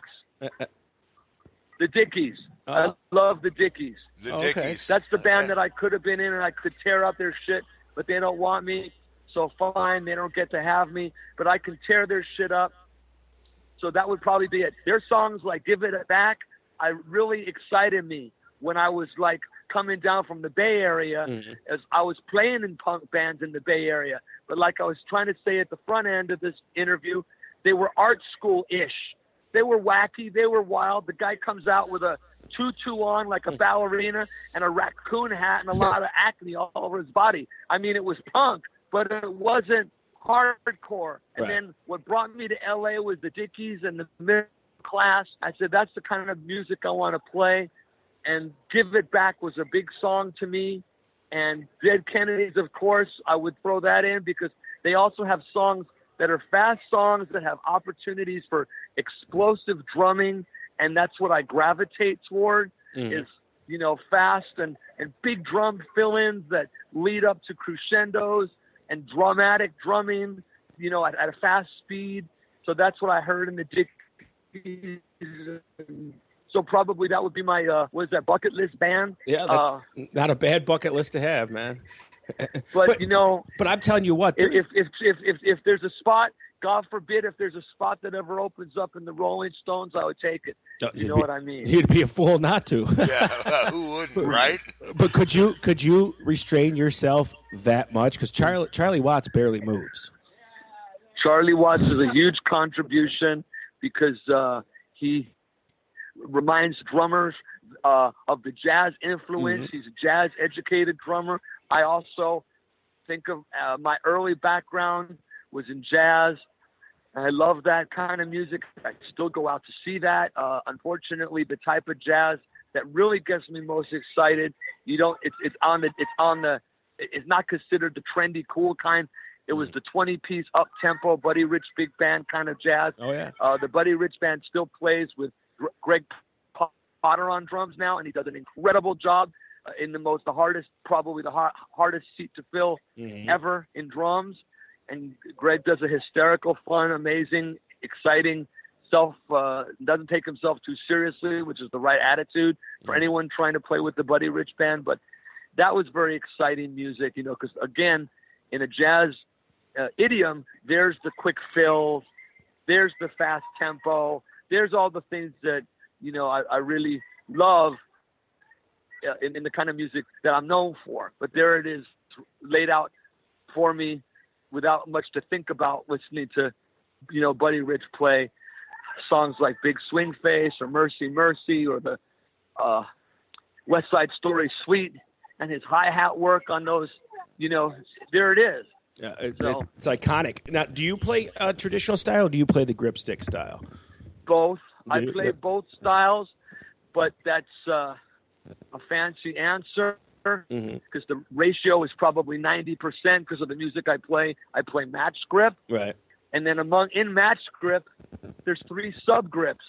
And in any given night, I may, depending on what the song is, if it's like a lot of cymbal work, I might do French grip on match grip. And then later, mostly play sort of a semi-German half open grip. That's mostly a guy named Murray Spivak that taught a lot of guys. There were some legendary teachers in LA. I'll just name 2 of them. Murray Spivak and Freddie Gruber were early guys that Freddie Gruber was actually Buddy Rich's roommate when they were kids. And Freddie was a big teacher out here. Louis Belson's brother, Hank Belson, was a big teacher, drum teacher out here. And now they left their sort of like progeny. The people that they trained are now doing it second generation. So people like Bruce Becker are carrying the torch for Freddie Gruber, and Joey Heredia is carrying the torch for Murray Spivak, and teaching cats how to get proficient in those techniques. And these are legendary guys that have taken the early stuff and adapted it to modern playing. And so those are 2 of my current favorite drummers in LA. Those Bruce and Joey. They sound pretty like good influences. There's a couple other guys I like too, like that are unsung. I think Toto's drummer Jeff Beccaro and Bernard Purdy are two of the greatest drummers. Of course. Major. They both have Steely Dan and Steely Dan always chose the best that money could buy in terms of studio cats, and Jeff is legendary. His legend. He just walks on water with all the LA guys. He's sorely missed guy that had a heart of gold, and like AJ Piro's thought of the same way. Another huge loss in the drum community. Definitely. These were people that really moved people and were kind-hearted. They weren't like when other drummers came up to them and would talk to them, there was a warmth and a camaraderie. It wasn't like I'm going to just keep my secrets to myself kind of guy. Right. And AJ Piro, for me, as soon as I heard younger man, we're not going to take it. It was the drums that pulled you in. Completely. Without a doubt. Completely. Now, since I keep throwing out names, I'll be kicking myself later if I don't talk for 5 seconds about. I got to say the names Brian Tichy. Oh. Brian Tichy is one of the best drummers to ever come out of L.A. And I get in trouble because I start naming some and then I'm forgetting others. But Tish is ridiculous.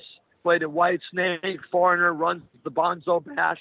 And if you want to see something, if you want to see the next best thing, or I can't even say the words, but I want to say, if I had the courage to say it, in some cases, the Zeppelin songs are played even better than Bonham by Brian Tichy. Yeah, and that is saying, that's really going out on a limb, but watch Tish play fucking Zeppelin tunes with killer guitarists like Mitch Perry or some of the other Dave LeMezzo or some of the heavy cats that they pull in on the Bonzo Bash. When I did it, I played with Phil Suzanne. Phil had played with Ozzy and toured with Jimmy Page. So, I mean, say no more as far as playing Zeppelin. The guy played with Jimmy Page. This is an amazing show. Bonzo Bash. You know, super fans of drumming should check that out. It goes on once a year, usually in New York. And there's an LA show that happens when NAMM happens. You'll see some of your favorite drummers of all time playing Led Zeppelin songs. It's a really fun show to check out. It is. Now there's one coming. There's one in Moscow even. Oh wow, and it's all different drummers too. I know the one I saw was the Iron Maiden drummer was there, and then you had I think Glenn Sobel. It is. It's crazy. Ridiculous. Glenn usually plays that song, Zeppelin song with the 4 sticks. I mean, you have to see it to believe it, you know? Yeah. Glenn Sobel is amazing.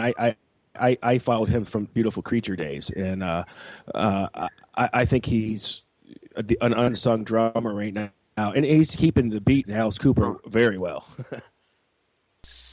He's the best among the best that LA or the country or the world has to offer. That's how highly I think of his talent. People like him and Tish and several others, Matt Starr. I mean, I don't want to get started, but there's so many guys that are so cool and play so well that for drummers that are listening, and I don't want this whole show to be about drum, but I'm a drum addict, and I love these guys. And there's nothing wrong with They're that. drum addicts too, man, and I put a lot of work into that craft in order to make such great feats. Definitely. Yeah, hey man, can you stick around for just a couple more minutes? I want to play a song from the Circle Jerks and then come back and but finish first it up. I got to say Mark Schulman and Marty Farah. Those are more LA drummers whose names come to mind from Pink and Glenn Fry. But yeah, play something. Go for it, bro. Okay, we'll be right back. We're having a great conversation, man. This is fucking awesome.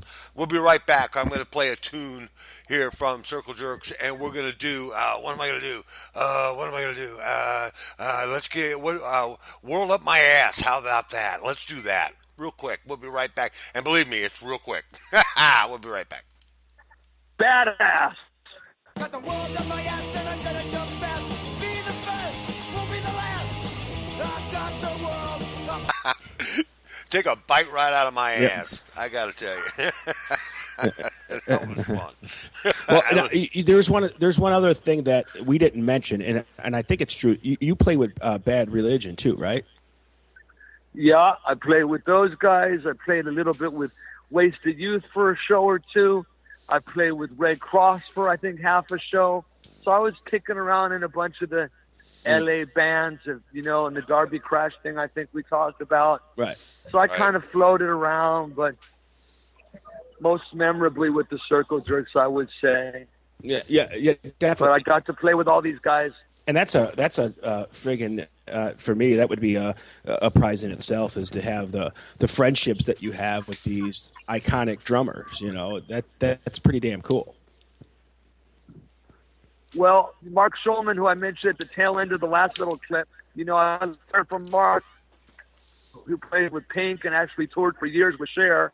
Mark told me to just be very supportive.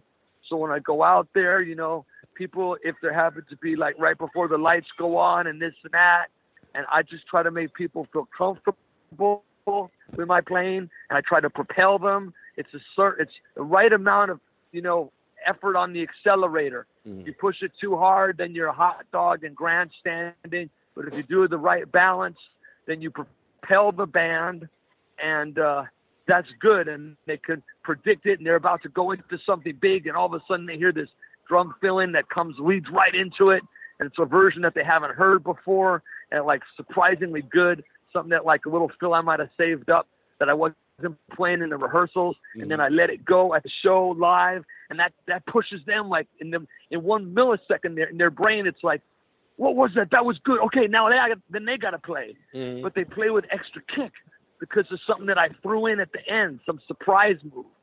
So there's some of that too. And so it's more that's cool. So everybody feeds off of each other, and it becomes a better. Exactly. I throw a little bit of bait into the water, and then they return the favor by doing some guitar solo that was deeper, than what they might have done in the rehearsals or something, and all of a sudden the groove is deeper, and that's what you try to do that for a live show. Right. It's like a little bit of a high wire act. I like to do these live shows. I like to take risks when I play live, and sometimes it fails, right. and the fill sounds like shit, but it doesn't matter because it's live, and 2 seconds you're into another moment. So, hey, let me ask you, man. These short songs. I mean, 90% of the songs that Circle Jerks did and bands like them did real short songs. Was that more or less a fuck you to the establishment as well? I mean, for the most part, I would say it was more of a, if you don't say the words fuck you, it was more of a reverse maneuver to the extended guitar solo. So it was the opposite. It was a reverse nod type thing. It's saying, okay, you can play these long guitar solos, but it's like we don't have the patience for that kind of thing. Right. Yeah. And you know what? It is different kind of music because, I listen to all forms of music. And, when I listen to punk, they're aggressive, loud, fast. But the song, you get to the point without getting over-exaggerated. You know what I mean? And some songs, because they have to fit a certain criteria to be played on radio, just draw the song out just to meet the time requirements.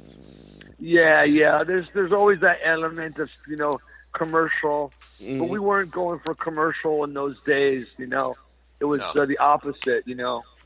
Well, that's where rock's from, man. The youth and rebellion.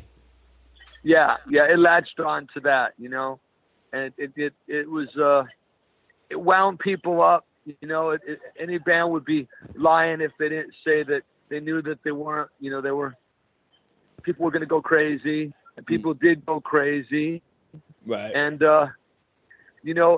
I had some fun moments. Like, I thought, coming from the jazz thing, I was very, very proper with the equipment. But to me, it's like this punk is different. So these people would slam into the drum set, and then the tom-tom would get knocked over. Or one time my arm got sliced by this cymbal. And I thought to myself, now there's blood everywhere.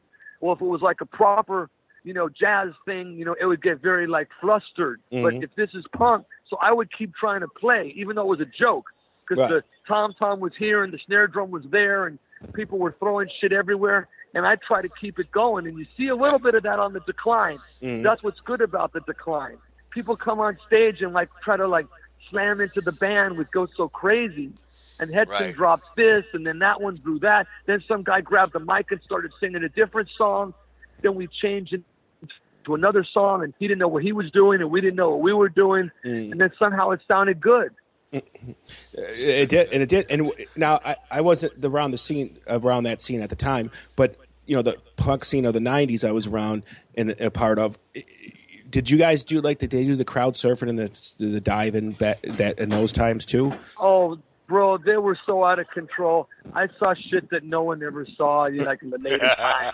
When the punk thing was going, they would climb to the top of the speaker, like, what is that, like 20 feet off the stage? Right. And then they do a dive into the fucking crowd from the top. And It was everybody like a pool stepped they were aside. jumping into. I got a It story was insane. to tell you about. People broke their neck. Oh, A I'm lot sure. of people broke their neck. Yeah. People yeah. were like so wasted that they ended up in the hospital, and some of them never left the hospital, and some of them are probably still in the hospital 20 years later from shit that happened to them at a punk show. All for rock and roll. Because it was so out of control. People were smashing their heads and killing each other. And I don't know how much the bands bear responsibility for that. But, we should probably change the topic, Yeah, I took my. Let's not. Our third DJ that we had that Chaz that didn't show up. I took him to a punk show one time. It was a bunch of different bands, and he said, "Let's crowd surf." So we picked him up, and he started going. And he's a big dude. About 2 people later, bam, right to the floor. Yeah, you can. People broke their spine at those shows. I mean, it was sad. There was a lot of ridiculous things that happened at those shows. A lot of people overdosed at the Grateful Dead shows. That's a good point. Yeah, I was looking for some kind of line to defend it, that's a good one. I only overdosed once at the Grateful Dead show. Okay, I was revived. People are doing ecstasy at these raves and dying left and right. So it's like it's not the music. there I mean, it's everything. I remember back in the '80s when they were suing Judas Priest and Ozzy for writing subliminal messages in their music, and I'm like, what the fuck is that? I mean, it's so subliminal about the circle jerks. I mean, they said it right out fucking loud. They didn't pull any punches at all, did they? Yeah, we when we finally did the mix down, when we did the final. What is that? Where they press the record like some special moment? Right. And we were at A&M Studios with that group Sex, and then they give you some kind of like a stylus, it's like a special pencil, and then you write into the groove of the master. You can write something, and usually those LPs have like some number in it, like pressing number this or some code. But Roger wrote the words "Bong Ludes," and every Circle Jerks LP group Sex has that printed on the inside.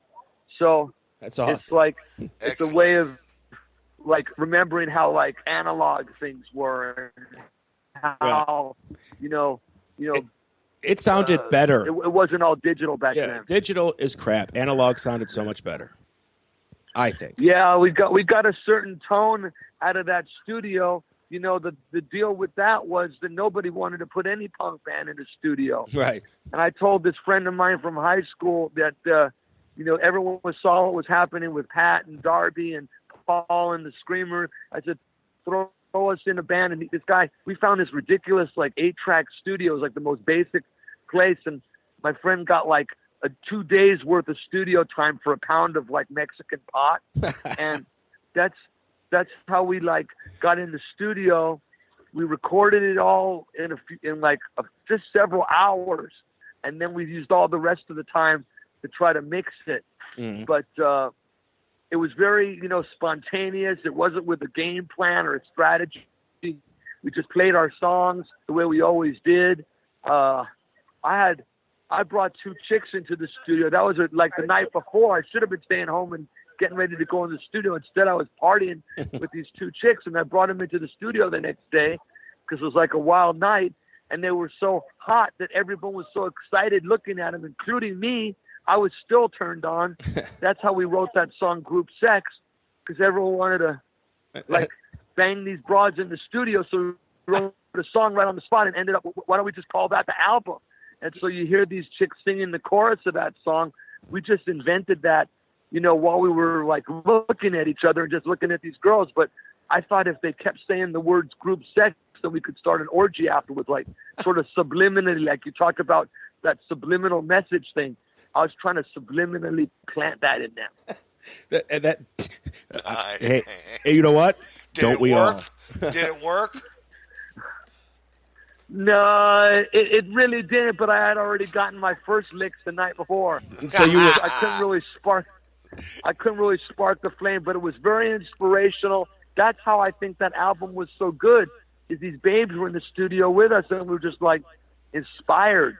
You know, that was an inspired day. Yeah. And it pulled out the best of us. All we did was a few hours, but we just nailed it. I had to play a couple of the tunes more than once. I think first Paid Vacation's like a first take, and that song Back Against the Wall was done in one take. Just this is how we played these tunes.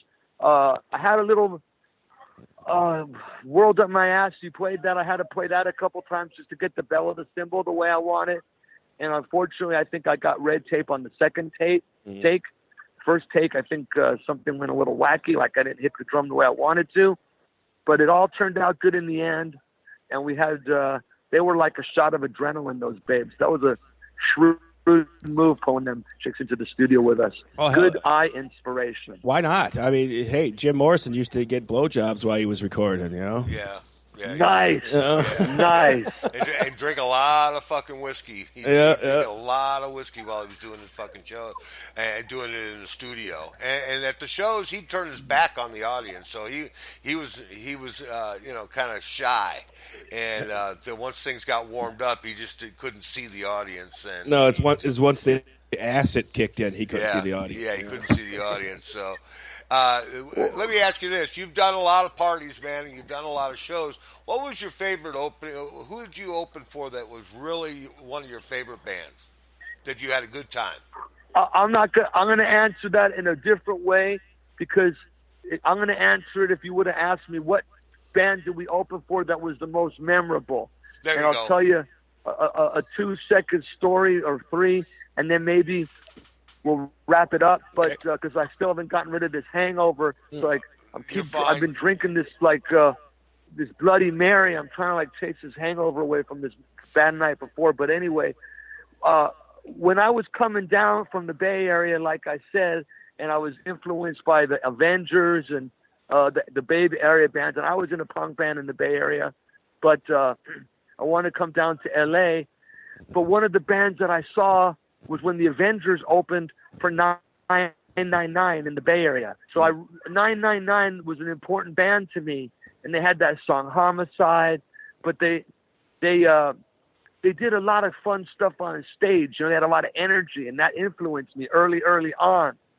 So then you roll the scene forward about a year or so, and now it's we're at I think Hollywood Palladium, a big show at the Hollywood Palladium, and it was my brother's band, Wasted Youth, and they were wacky. They were an insane hardcore band, LA's Wasted Youth.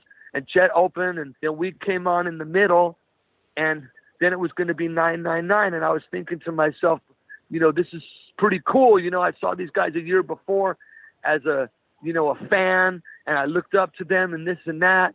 And now, look, here it is a year later. It's like this year's been really good for me for music. And now I'm opening for this band that I admired. But the funny part was they didn't want to go out and play. Oh. That was the memorable, crazy part. Because not between Wasted Youth and the Circle Jerks, that the audience was so insane. They were wound up, ready to explode. Right. It was like tight, like a time bomb, like a ticking, like a wristwatch that you had wound the spring back to the point where it was about to unwind.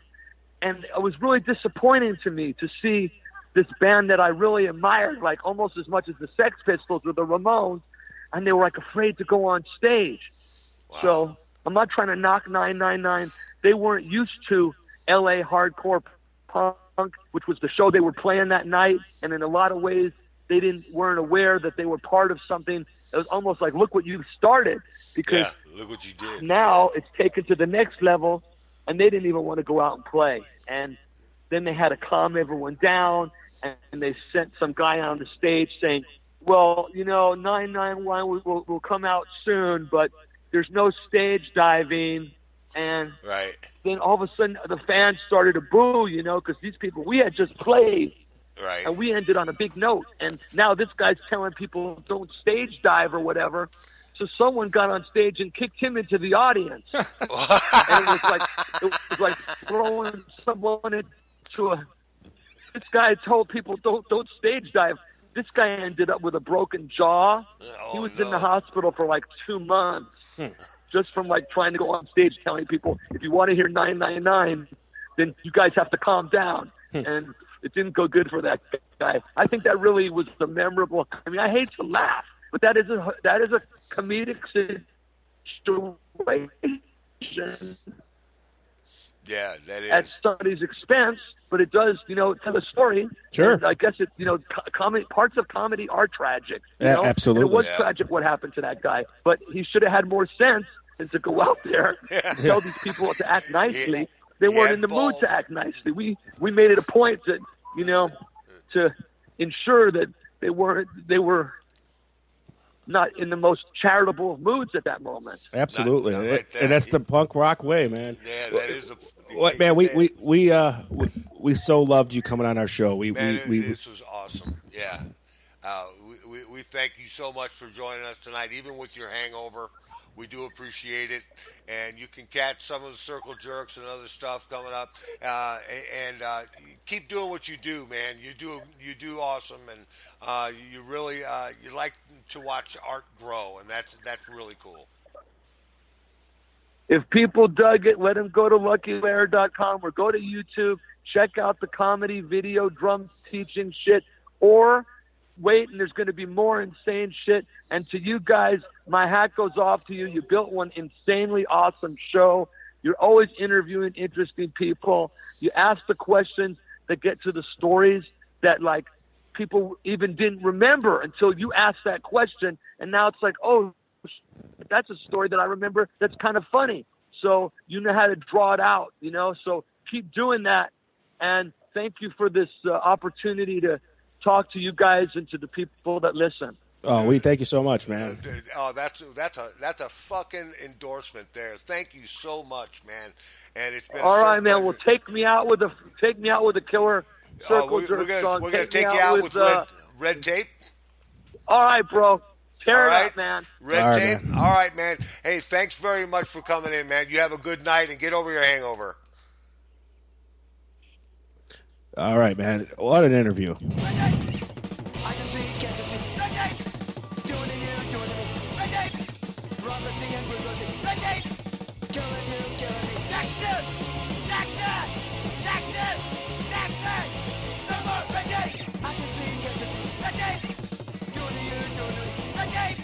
Robert and Bruce Lee. Red tape. Killing you, killing me. Texas! Texas! Texas! Texas! No more red tape.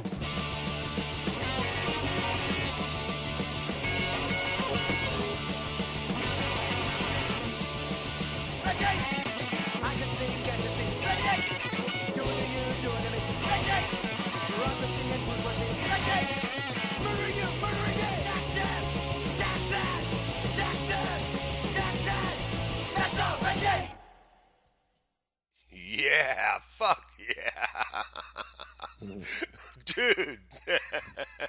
Very, very, very good. Yeah, very killer. I got to tell you, man, that was fucking awesome. And what a fucking ringing endorsement at the end of the show. I know, that was great. That was wonderful. awesome. And, we're going to have to make that into a fucking commercial, man. Yeah, and I could just tell that he wasn't just, he's not a musician. He's a music lover. Yeah. Music is his life and soul, and that's what I like to interview. I like to interview people that, because that's what the show's about. We just talk shit, we do care about the technical details and whatever what you do, but we also want to hear what influenced you and what made you want to choose this line of work or whatever. And he did. He made me everything he said, I agreed with almost 100%. You know, so that's pretty Right. cool. Yeah, it was, and he knows a lot of fucking people, man. Mm-hmm. I mean, he is real for sure. He's definitely very real, and man, that was one of my favorite shows right there, right off the top. I'm gonna have to listen to that tomorrow. Yeah. And tell your friends that if you're still listening to the show, which I hope you are, tell your friends about the show tonight because it is truly one of our best shows. So check that shit out. I mean, and that was just you and me, dude. That's it, dude. Yep. So anyway, yeah, next week we're gonna review next week's show. We've got on Chief Wannadoobie, who recently ran for Senate. He is now a write-in candidate for the presidency of the United States, and he is an advocate for the legalization of marijuana. And he's an advocate for them in the way of, in this way, he says the law. And he's with me on this one. The law has destroyed more lives than the drug. And Right. And it's our first politician. yeah, this will be our first politician. This will be our first politician. Although we're probably not going to talk about a lot about politics, Right. but well, maybe we But will. we still we can probably say will. we had a presidential candidate. Yes. On our show. We're going to have a presidential candidate on our fucking show next week, guys. Check this out. You got to check it out, man. If you like Donald Trump, I think you're going to, if you like Hillary, okay, that's fine. But this is an alternative. This would be an alternative. So get your friends up and sit down, get the popcorn out, turn up the laptop, and listen to us next Sunday night. Don't want to miss that show. It's going to be awesome. So that'll be great. And It's going to be a really big shoe. it would be a really big shoe. One of our bigger shoes that we have coming up. And then we Size also 12. following that, we are going to have actually, I don't know if it's going to be members or just one guy.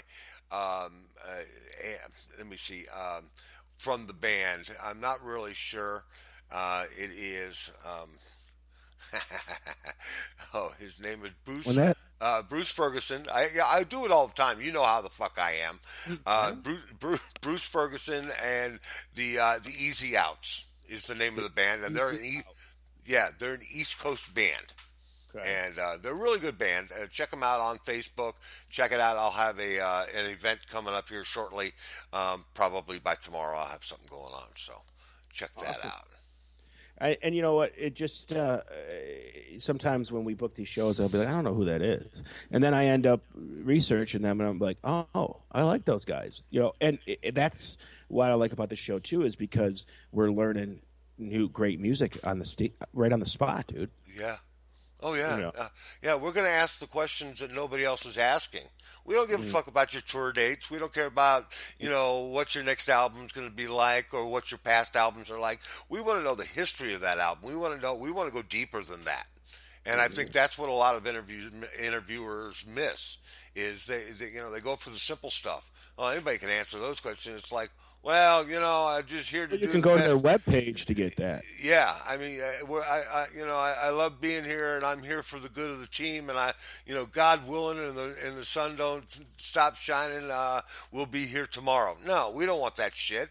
We want to know what the story is, what made the album possible, what made this certain song special to them, and why they wrote it. That's the answers we want, and those are the questions we want to ask. For sure. So check us out. Sorry that Chaz couldn't stay with us. I guess his Skype was acting up. He needs to, or he was crying in public or something. Yeah, he may have been crying in public. It's one of those things where we know what's going to happen next. No, we don't. We don't. And tonight's interview was evident of that. We didn't know what he was going to say. So it's pretty cool. Well, you know what? I like the interview because he talked. There's often times where we do an interview and they don't talk, and it's like uncomfortable silences, and he talked. And that's what you're on the show, you're a guest. That's what you do. You talk. Tell us what you're about, man. Right, and he did that well, and I that's fine with me because sometimes you'll ask a question and like you get the short answer. No, he elaborated and talked about Yeah. it, and that's what I like. You know what I mean?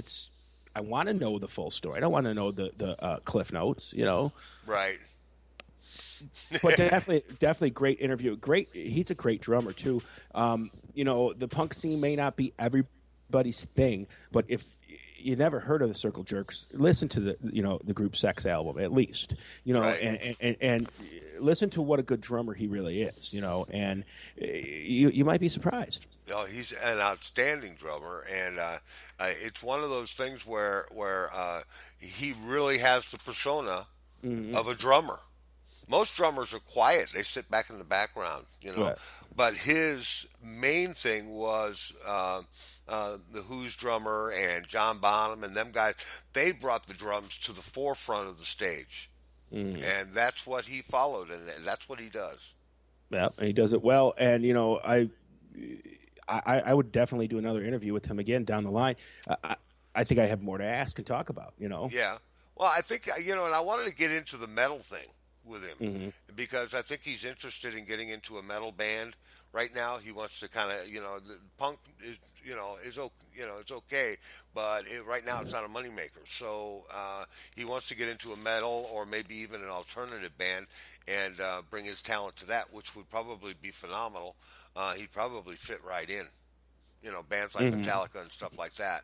So I think he could really fit into something like that. That'd be sweet. Well, if he wouldn't have caught the guy, dumbass, he would have been in a metal band. You call him a dumbass. It's Dumas. Fuck off. Because Okay, that band that he speaks of had two great drummers, Mike Portnoy and AJ Parra were both drummers of that band that he was talking about. So he would have been, taken over from two really good drummers, and I think he could have done it well. Yeah, I know he could have. I mean, I've seen. If you didn't get a chance to yet, folks, go in and check out his YouTube videos of his drumming. He's very good. He is very good. So, and he teaches too. We didn't get a chance to talk about how he teaches younger people how to play drums, and so he would probably be a great fit for the School of Rock. I mean, he would, because he's so passionate about it. Right. So, we're gonna definitely try and get him back. That would be Without awesome. a doubt. Yeah, that would be fun. And we're definitely, if we don't have, I think we do have it in rotation, we're definitely going to put it in. Yeah. Oh yeah. I've got some stuff I'm going to put into rotation this coming week, and we're going to also add in some stuff from which I was really surprised we don't have. But we're going to add some stuff from the band that's coming up in 2 weeks for us. That is, Jesus Christ, man, my head is just not here. It's just not. I'm not. I'm just not in it, man. I'm just not in it. Easy outs. Easy outs. For Yeah. crying out loud, I have to say it like 9 times back to back to back. Well, this segment brought to you by Alzheimer Cream.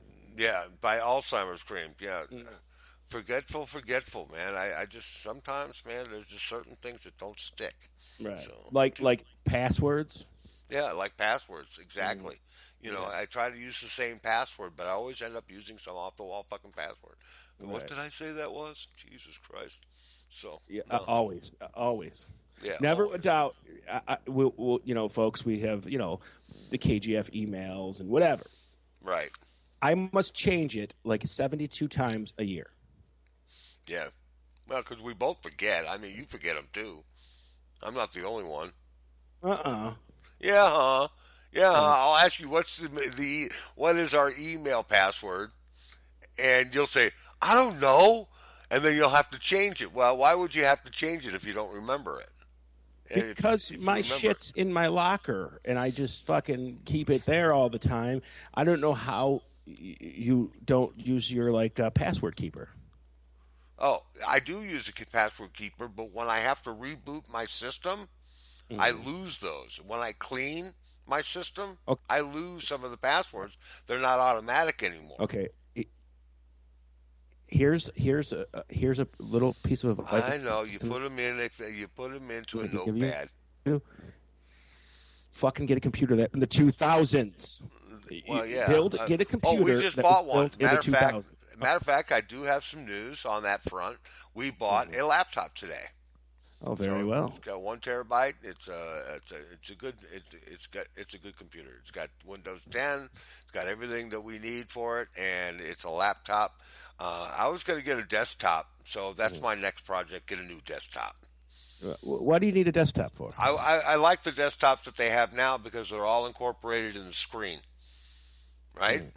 And you just have the keyboard and your speakers, and you've got the screen. It's a big friggin' screen, and it's got all the shit inside that, and it's got just as much as any tower that you would buy. I was looking at them today. But you got a laptop. What do you need a computer for? Because Connie needs the laptop for school. Oh, well, you didn't say that. Well, she's using it too. I mean, I'm going to use it as well, but I'm going to keep my PC here because it's got all my stuff on it, all my music, everything I need, and I'm going to clean it out. So I see, said the blind man. Yes, and this is where I do my shows from. I'm not going to do my shows from hers because all it does is take up space, and I can't take up too much space. Why not? Because she's going to be using it for school, man. She needs all that room she can get. How much space could you take, dude? Who, me? Yeah. Dude, I got stuff.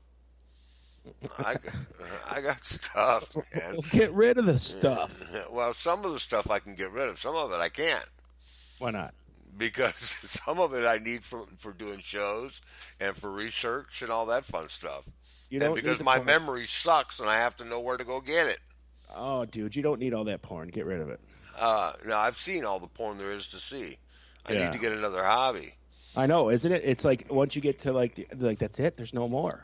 Yeah, and it's like, damn, I've seen this one. You know, it's like, fuck. Why bother? I need a new hobby. Porn ain't one of them.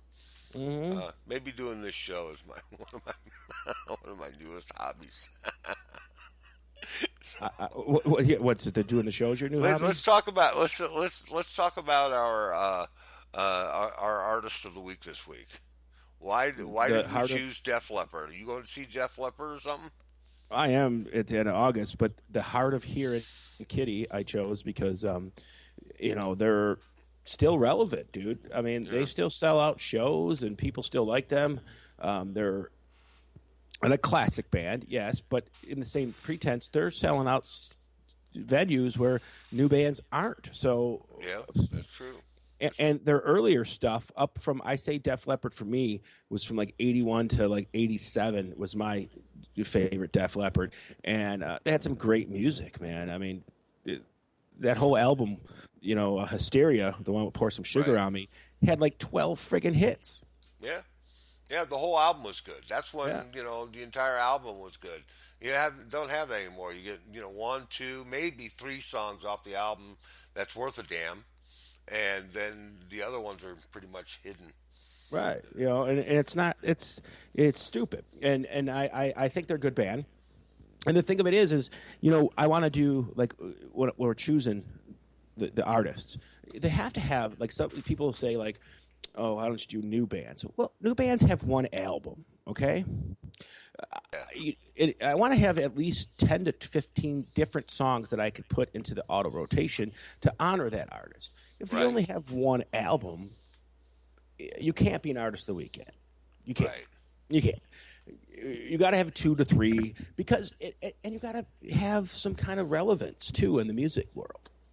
Right, that's true. Or an up and coming, like could we do something different? Up and coming artist of the week, where they get a couple songs played throughout the day or something. But yeah, we could do that. But that's a lot of work. Yeah, it is a lot of work. Sure and I think we do well with choosing the artist of the week. Now we don't call it a classic artist of the week, but a majority of them are. It has to be though. Right. I mean, how can you do?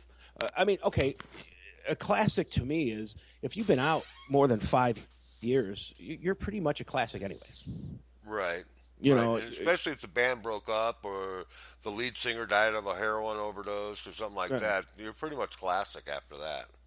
No, you are, and so we do good things, and we have very good artists, I think. We're overdue. Maybe we ought to make the Circle Jerks artist of the week next week. A little bit of dichotomy. Yeah, I mean, we could do something like that. Sure, why not? Why not? What the fuck? We could do whatever we want, man. I mean, they're only 1 minute songs, 2 minute songs, maybe a 3 minute song in there, but majority of them are real short. Right. Well, that's how the punk music it was. You know, you Right.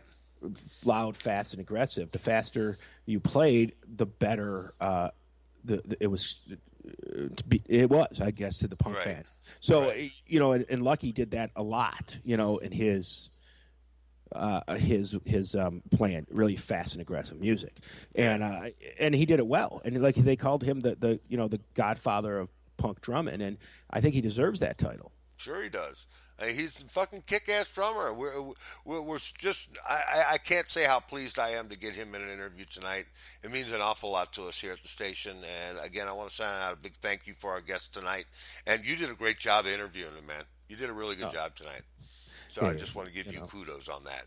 And we've got about a minute here, so I want to invite everyone to enjoy the shows all week long. This week we have Nightwind is coming back. He'll be back on Thursday and Friday, mid-morning. Oh, so happy about it. Yeah, and then we've got also don't forget